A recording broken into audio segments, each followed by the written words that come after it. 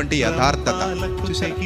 అందులో ఏమని రాశాడంటే, ట్రైనింగ్ ఉందండి దానికి వాడమంటారా, చిల్డ్రన్ ఎడ్యుకేషన్ ఉంది దానికి వాడమంటారా, కొంతమంది హెల్త్ సపోర్ట్ చేస్తున్నాను దానికి వాడమంటారా, అలాగే కొంతమంది విధవరాండ్రను కూడా ఆదరిస్తున్నాను దానికి వాడమంటారా, దేనికి వాడమంటారు అని చెప్పి పెట్టాడు. నేను ఇచ్చిన డబ్బుల్ని. అప్పుడు నేను మీ ఇష్టం సార్, మీకు నచ్చిన దాంట్లో వాడుకోండి, నాకు అభ్యంతరం ఏమీ లేదు, మీరు యథార్థంగా దేవుని సేవ చేస్తున్నారు, మీకు నచ్చిన దాంట్లో మీ ఇష్టం వాడుకోండి అని పెట్టాను. అప్పుడు ఆయన చెప్పండి సార్ పర్లేదు అని పెట్టాడు. ఇంకెందుకులే ఆయన ఇంతగా అడుగుతున్నాడు కదా అని, హెల్త్ సపోర్ట్కి విధవరాండ్రకి ఉపయోగించండి, మీరు ఎలాగో 4 రకాల 5 రకాల పరిచర్యలు చేస్తున్నారు కదా, ఏదో పరిచర్యలో నేను ఇచ్చిన ధనాన్ని మీరు వాడుకోండి అంటే ఓకే సార్ అని పెట్టాడు. ఇదిగో ఈ రోజుకి నేను ఎప్పుడు చెప్పలేదు ఇది ఎవరికి, చెప్పాల్సిన అవసరం కూడా నాకు రాలేదు. ఆయన బతుకుంటుంటే నాకు ఇది అవసరం లేదు, చెప్పకపోయేవాడిని.